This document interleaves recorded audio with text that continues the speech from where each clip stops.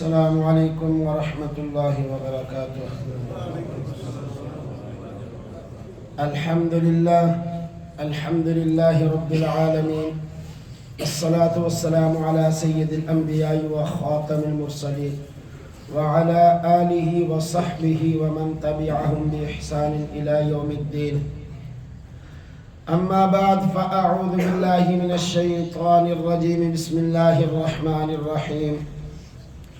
وآمنوا بما أنزلت مصدقا لما معكم ولا تكونوا أول كافر به ولا تشتروا بآياتي ثمنا قليلا وإياي فاتقون ولا تلبسوا الحق بالباطل وتكتموا الحق وأنتم تعلمون۔ صدق اللہ مولانا العظیم۔ محبت سے درود پاک پڑھ لیجیے۔ اللهم صل على محمد وعلى آل محمد كما صليت على إبراهيم وعلى آل إبراهيم إنك حميد مجيد۔ اللهم بارك على محمد وعلى آل محمد كما باركت على إبراهيم وعلى آل إبراهيم إنك حميد مجيد۔ محترم بزرگوں اور عزیز بھائیوں، آج کی ہماری گفتگو کا عنوان اصلاح معاشرہ کے لیے قرآنی رہنمائی ہے۔ کیونکہ ہم منہیات قرآنی پر گفتگو کر رہے ہیں اور یہ جاری رہے گی۔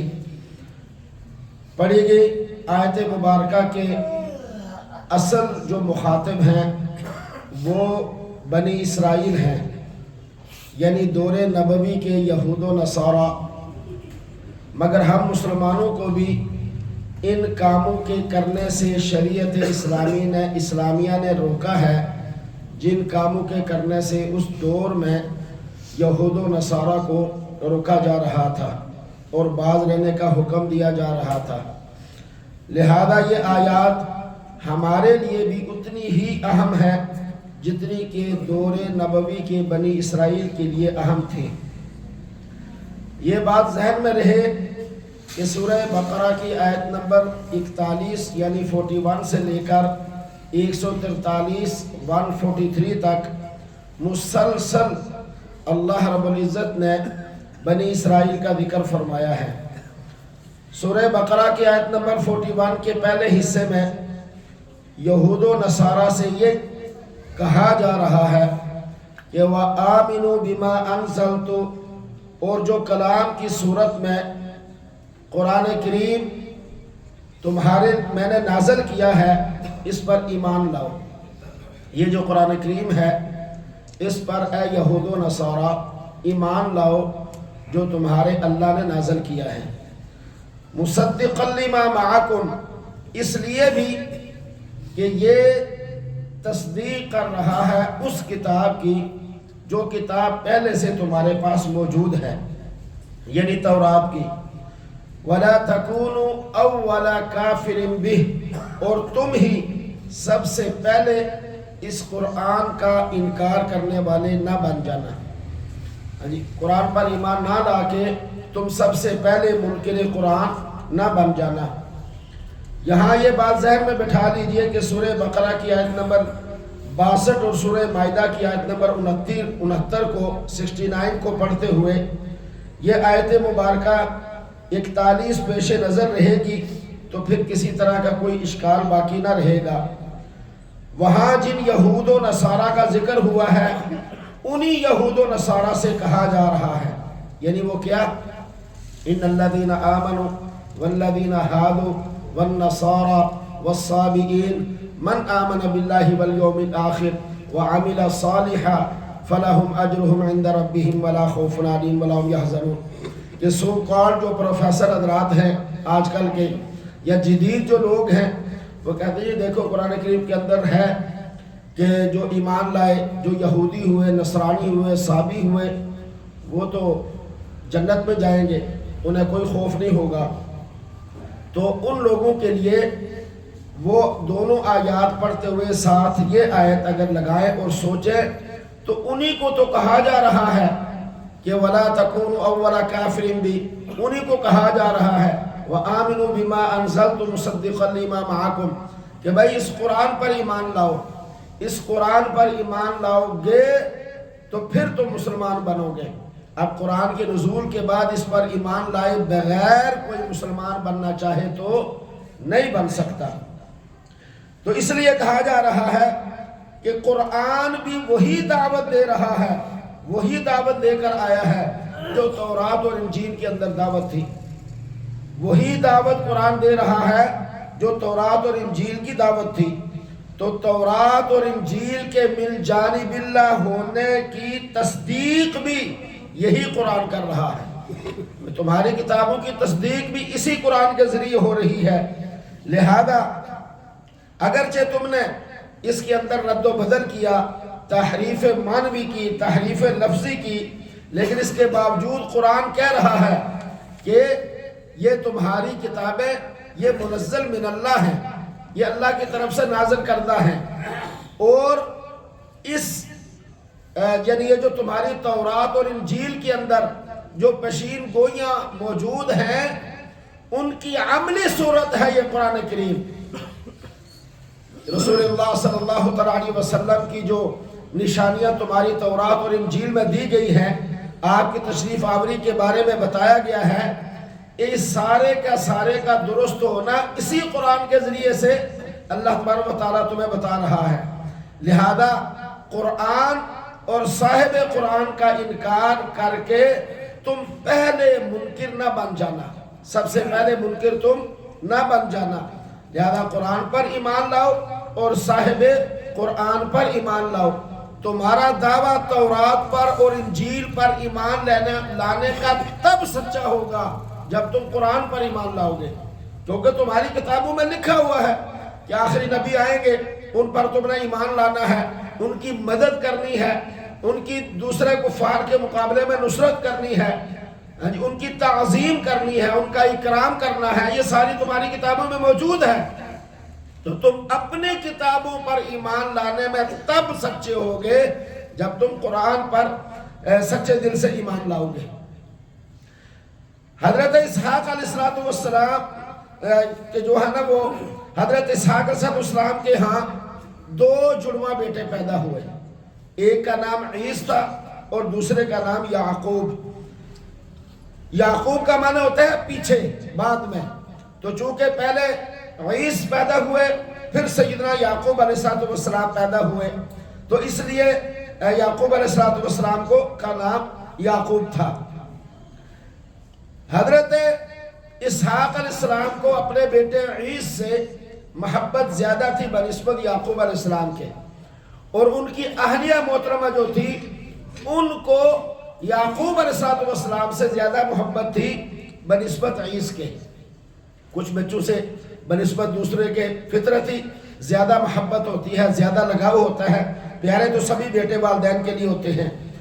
چنانچہ ایک موقع پر انسانی صورت کے اندر فرشتہ آیا اور اس نے سیدنا یعقوب علیہ السلام کا نام اسرائیل تجویز کیا۔ یہ سریانی یا عبرانی زبان کے دو الفاظ کا مرکب ہے، اسرا اور ایل۔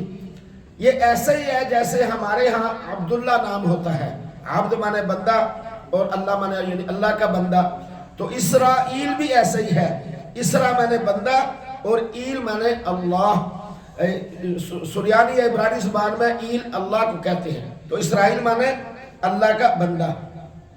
اس لیے کوشش کیا کریں جب آپ بددعا دیں یعنی اسرائیل ملک کو، تو صرف اسرائیل کہہ کے نہ کہا کریں، گال گلوچ یا برا الفاظ کہ اسرائیل خدا نعوذ باللہ تباہ ہو جائے، اسرائیل کا فلا اسرائیل تو سیدنا یعقوب علیہ السلام کا لقب ہے، ان کا نام ہے۔ ہاں یوں کہا کریں ملک اسرائیل، ملک اسرائیل پر اللہ کی لعنت ہو، ملک اسرائیل تباہ ہو، ملک اسرائیل ایسے ایسے ہو، صرف اسرائیل کہنا اس سے بہت احتیاط کی ضرورت ہے۔ سیدنا یعقوب علیہ السلام کی اولاد بنی اسرائیل کہلائی۔ اللہ نے حضرت اسحاق علیہ السلام کی برکت سے عیس کے اندر، خاندان کے اندر، آپ کی عیس کی نسل سے جو آگے چلی اس میں بادشاہت اور حکمرانی عطا فرمائی کہ آپ کی اولاد میں بڑے بڑے بادشاہ گزرے۔ چنانچہ ذوالقرنین جنہوں نے دنیا مشرق مغرب شمال جنوب کا سفر کیا وہ انہی کی اولاد میں سے تھے۔ سیدنا ایوب علیہ السلام بھی انہی کی اولاد میں سے تھے۔ اور حضرت یعقوب علیہ السلام کی جو اولاد ہے اس میں سے انبیاء پیدا ہوئے. چنانچہ حضرت یعقوب علیہ السلام سے لے کر سیدنا عیسیٰ علیہ السلام تک 4000 کم و بیش نبی اس نسل کے اندر آئے. اور حضور سرکار دو عالم صلی اللہ علیہ وسلم آخری نبی وہ بھی بنو اسماعیل سے ہے جو اسی نسل سے آگے ہے. سیدنا یعقوب علیہ السلام یہ ہے تھوڑا سا ان کا تعارف. امت محمدیہ کو بھی یہ تعلیم دی گئی کہ لا تکونوا اول کافر بہ، خبردار اے امت محمدیہ کے لوگوں، تم بھی قرآن کا انکار کرنے والے نہ بن جانا، قرآن کی تعلیمات سے انحراف کرنے والے نہ بن جانا. جس نظام کو قرآن نے متعارف کرایا، جس طرز حیات کو قرآن لے کر آیا، اس طرز حیات سے ہٹ کر دوسروں کی طرز حیات اپنانا، یہ بھی ایک طرح کا انکار قرآن ہے. کہ اپنی طرز حیات، اپنے آقا کریم صلی اللہ علیہ وسلم کی طرز حیات کو چھوڑ کر دوسروں کی طرز حیات کو اپنانا.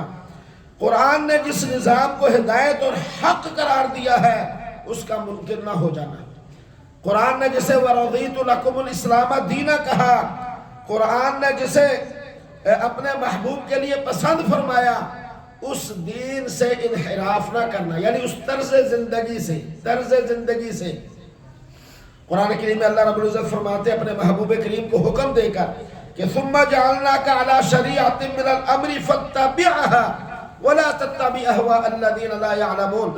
اے محبوب کریم، ہم نے آپ کو دین کے معاملے میں ایک صاف ستھری شاہراہ شریعت محمدیہ پر قائم کیا ہے. آپ اسی کی پیروی کیجئے گا اور ان لوگوں کی خواہشات پر عمل مت کیجئے گا، ان کی خواہشات کے پیچھے مت چلیے گا جو حقیقت کا علم نہیں رکھتے.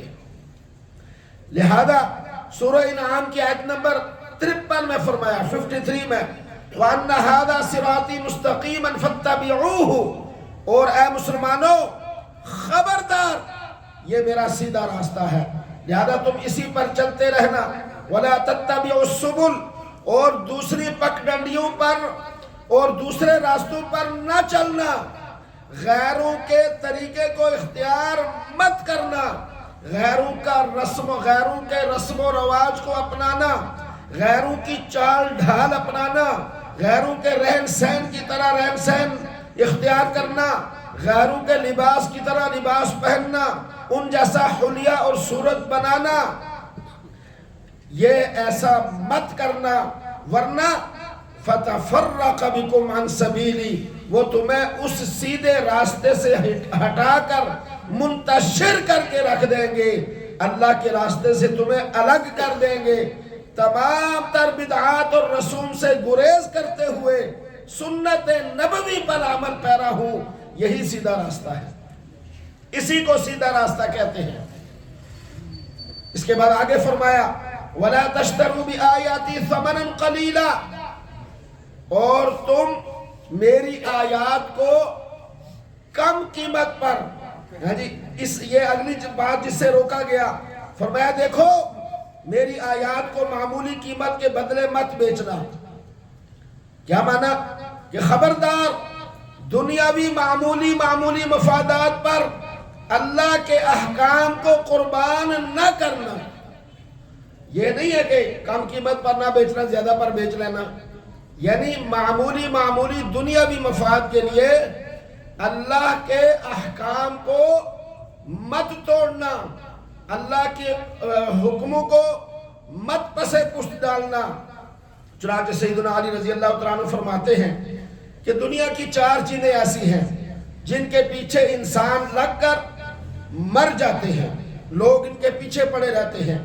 کھانا جس کا زیادہ تر حصہ غلاظت بن جاتا ہے، پینا جس کا اکثر حصہ پیشاب کی شکل اختیار کرتا ہے، لباس جو بالآخر پھٹ کر ضائع ہو جاتا ہے، پرانا ہو جاتا ہے، نکاح جس کی وجہ سے بہت مشقتوں اور پریشانیوں میں بعض دفعہ انسان بری طرح الجھ جاتا ہے. یہ 4 چیزیں دین سے بعض دفعہ دوری کا باعث بنتی ہیں. ان حقیر چیزوں کو حاصل کرنے کے لیے کہیں اپنی قیمتی ترین چیز ایمان کا سودا نہ کر دینا۔ اہل کتاب کو کہا جا رہا ہے، اہل کتاب کو کہا جا رہا ہے تم اپنے پیروکاروں کی اپنے ساتھ جوڑے رکھنے کی خاطر، تاکہ وہ تمہیں نذرانے دیتے رہیں، تاکہ وہ تمہیں مال و دولت سے نوازتے رہیں، تاکہ وہ تمہیں تمہاری مٹھی گرم کرتے رہیں، تمہارے پیٹ کا سامان مہیا کرتے رہیں۔ تم تورات کے اندر موجود نبی اکرم صلی اللہ علیہ وسلم کے بارے میں جو بشارتیں ہیں انہیں نہ چھپانا۔ یہ جو حق ہے، یہ جو تمہاری کتاب کے اندر اللہ نے نشانیوں کے ساتھ بتایا ہوا ہے، ان کو لوگوں سے مت چھپانا، تاکہ لوگ نبی پاک صلی اللہ علیہ وسلم پر ایمان لانے کے بعد تمہارے نذرانے نہ بند کر دیں، تمہاری مٹھی گرم کرنا نہ چھوڑ دیں، تمہارے پیٹ کا سامان مہیا کرنا کہیں ترک نہ کر دیں۔ فرمایا اے اہل کتاب تم ایسا نہ کرنا، تم ایسا نہ کرنا، بلکہ تم لوگوں کو حق بتانا۔ یہ حکم آج بھی امت مسلمہ کے لیے بھی ایسا ہی ہے۔ آج بھی اگر کوئی پیر یا عالم دین یا کوئی دینی رہنما اپنی دنیاوی مفاد کی خاطر، اپنے نذرانے وصول کرنے کی خاطر، اپنی جا اور مرتبے کو برقرار رکھنے کی خاطر اگر اپنے مریدین کو، اپنے معتقدین کو سچ نہیں بتاتا تو وہ اللہ کا ولی قطعاً نہیں ہو سکتا، بلکہ وہ شیطان کا ولی ہوگا۔ اور اس آیت کے مطابق وہ بہت گھاٹے کا سودا کر رہا ہوگا، کیونکہ دین کو دنیاوی مفاد کے لیے چھپانا، حق بات نہ بتانا، صحیح مسئلے سے لوگوں کو آگاہ نہ کرنا، وہ اسی آیت کے زمرے میں آئے گا۔ یہاں یہ بات سمجھ لیجئے، عام طور پر لوگوں کے ذہن میں ایک بات ہوتی ہے کہ وَلَا تَشْتَرُوا بِآيَاتِي ثَمَنًا قَلِيلًا میں جو لوگ امام ہوتے ہیں، مؤذن ہیں، مدارس کے اندر استاد ہیں، کتابیں پڑھاتے ہیں، بھئی وہ تنخواہ جو لیتے ہیں نا، یہ جائز اور درست نہیں ہے۔ اس آیت سے یہ مراد نہیں ہے۔ اس آیت سے مراد ہے حق بات چھپانا دنیاوی مفاد کے لیے۔ باقی جو اساتذہ یا مؤذنین یا ائمہ یا خطباء کے لیے جو فرائض سر انجام دیتے ہیں، ان کے لیے جو تنخواہیں مقرر کی جاتی ہیں وہ شرعاً اس آیت کے تحت نہیں آتی، بلکہ وہ ان کی بنیادی ضرورت ہے۔ دیگر لوگوں کے ساتھ وہ جائز اور درست ہے، اور بخاری شریف کی حدیث کے مطابق یعنی وہ درست ہے۔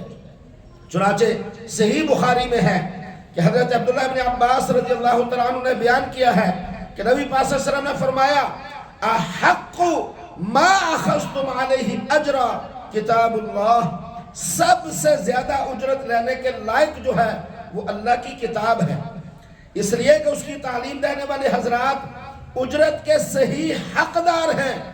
چنانچہ عمدۃ القاری شرح صحیح بخاری میں یہ بات درج ہے کہ سیدنا ابوبکر صدیق رضی اللہ تعالیٰ عنہ جب خلیفہ مقرر ہوئے مسلمانوں کے، تو آپ کو 2000 درہم آپ کی تنخواہ مقرر کی گئی، اور آپ امام اور خطیب تھے کہ نہیں؟ بتائیں ذرا جی تھے نا آپ امام اور خطیب، تو ان کے لیے 2000 درہم مقرر کیا گیا۔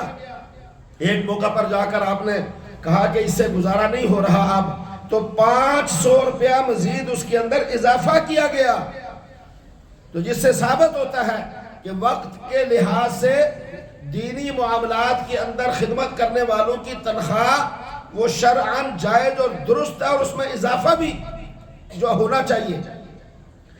اسی طرح سنت خلفائے راشدین سے یہ ثابت ہے، خلفائے راشدین امام اور خطیب بھی تھے۔ سیدنا عمر نے اپنے دور خلافت میں ائمہ اکرام اور مؤذنین کی تنخواہیں مقرر کی تھی جو بیت المال سے ادا کی جاتی تھی۔ جب حکومتی سطح پر مساجد کے اخراجات کی ادائیگی نہ کی جا رہی ہو تو پھر عوام کی ذمہ داری بنتی ہے کہ وہ مساجد کے اخراجات کو برداشت کریں، اور ائمہ، خطباء، مؤذنین، مدرسین اور جو مسجد کی خدمت کرنے والے ہیں ان کی تنخواہوں کا بندوبست دلی خوش دلی اور رضامندی کے ساتھ کریں، اس لیے کہ یہ انہیں تنخواہ پابندی وقت کی وجہ سے اور دینی امور کے اندر ان کا اپنے آپ کو پابند کرنے کی وجہ سے مساجد کی ضروریات کو پورا کرنے کی وجہ سے دی جاتی ہے، اور اس مساجد کی جو بنیادی ضروریات ہیں ان کو پورا کرنا یہ اہل علاقہ اور محلہ کا بنیادی حق ہے۔ اللہ قرآن کریم میں فرماتے ہیں انما یعمر مساجد اللہ من آمن باللہ والیوم الآخر، کہ مساجد کو وہی لوگ آباد کرتے ہیں جو صاحبان ایمان ہیں۔ مساجد کو آباد کرنے والے عام لوگ نہیں ہوتے، صاحبان ایمان لوگ ہیں، اور مساجد کو آباد کرنے میں مساجد کی بنیادی ضروریات کا لحاظ رکھنا بھی شامل ہے۔ مساجد کو بنانا، بنیادی ضروریات کا لحاظ رکھنا، مساجد کے عملے کی تنخواہوں کا بندوبست کرنا، چونکہ پہلے تو بیت المال سے دی جاتی تھی، اب بیت المال پر 100% چوروں ڈاکیوں کا کنٹرول ہے، اب تو انہی کو سارا کچھ دیا جاتا ہے، تو لہذا آبادی والوں کے ذمے ہے یہ کہ وہ خوش دلی کے ساتھ دیں۔ اور یہ بات بھی ذہن میں رکھیں، جب آبادی والے، علاقے والے مساجد کے عملے کے لیے تنخواہوں کا بندوبست کرتے ہیں تو وہ ان کو اپنا ملازم نہ سمجھیں۔ بھائی وزیر اعظم اور صدر کو تنخواہ کہاں سے ملتی ہے؟ ذرا بتائیں اونچی، آپ کے ٹیکس سے نا، یا وہ اپنے باپ کی کمائی لے کے آتے ہیں؟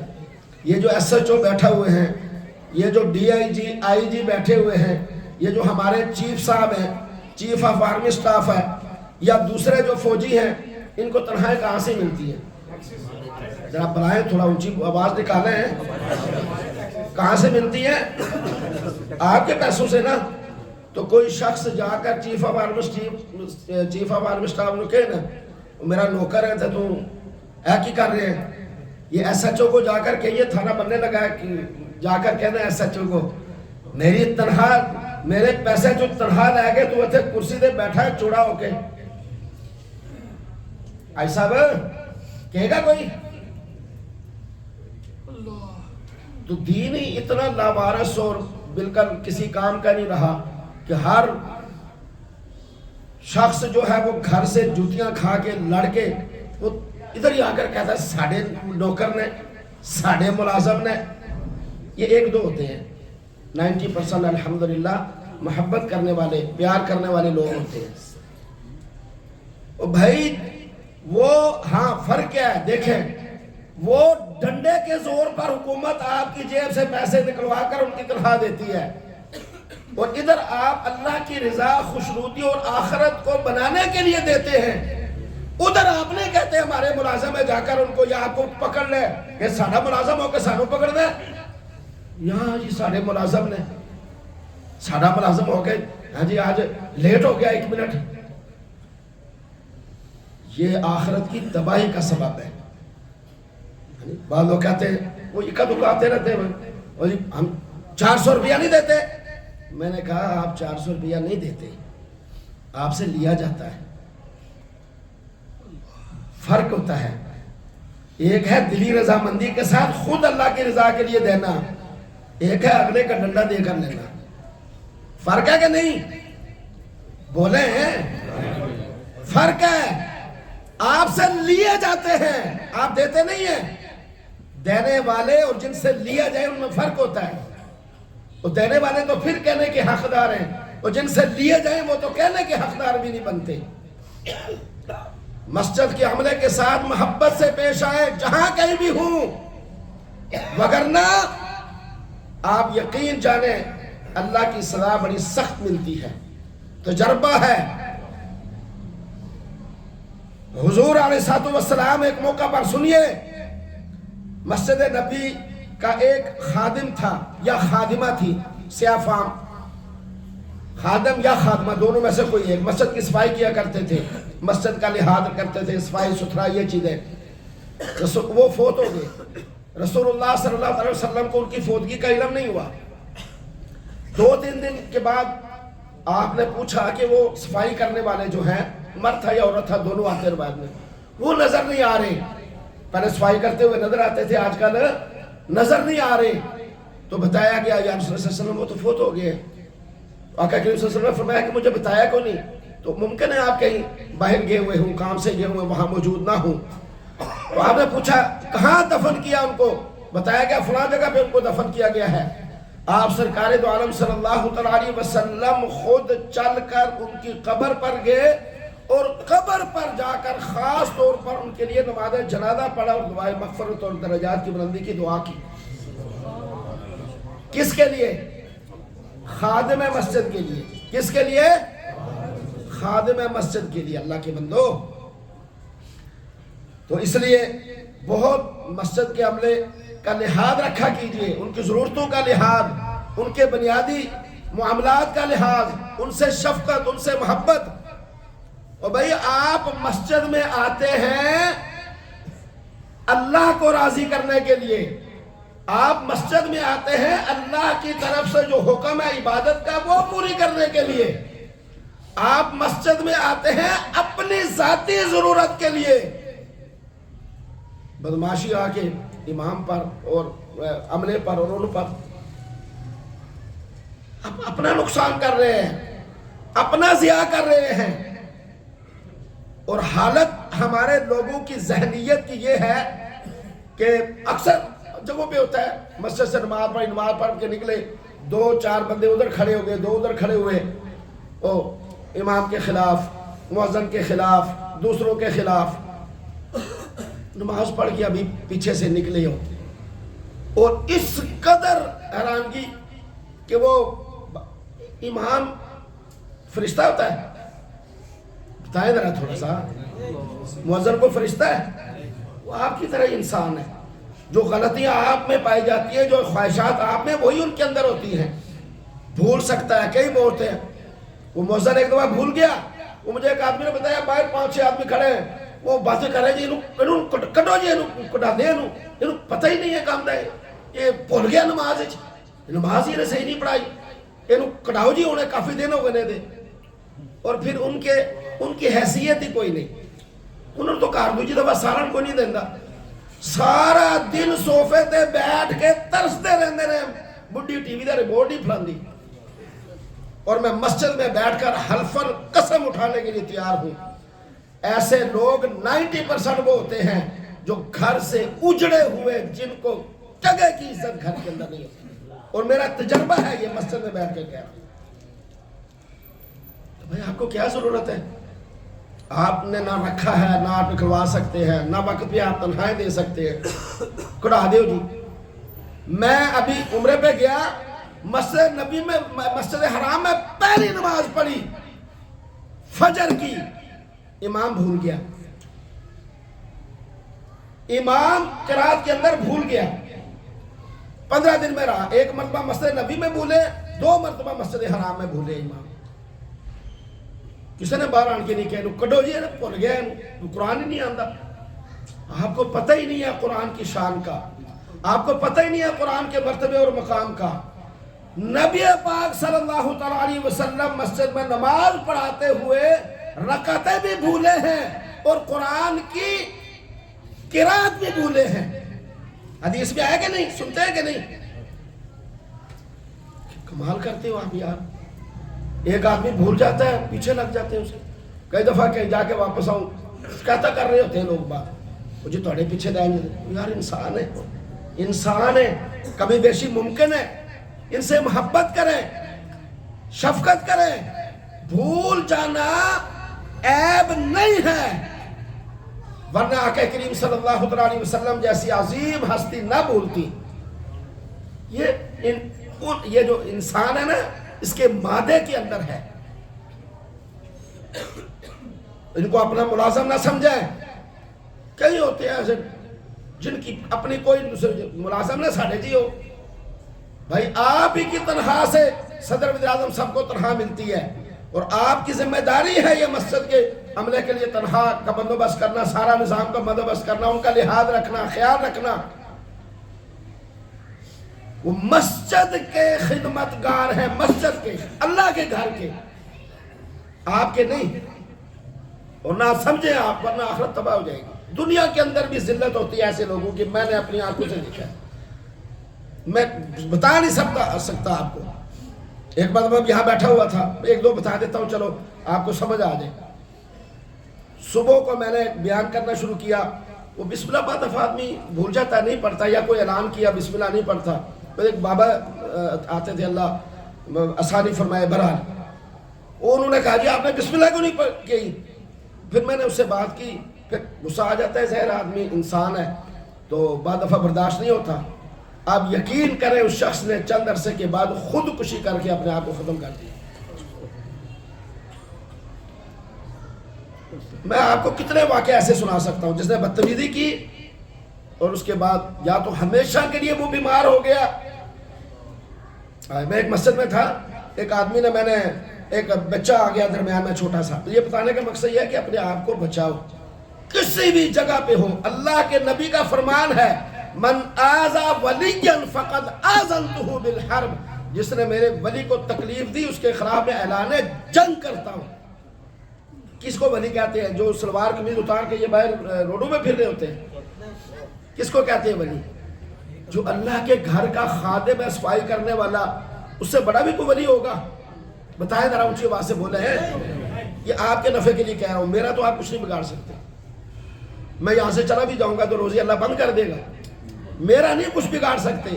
آپ کے نفع کے لیے، آپ کی اولاد کے نفع کے لیے، آپ کے نام اعمال کو بچانے کے لیے.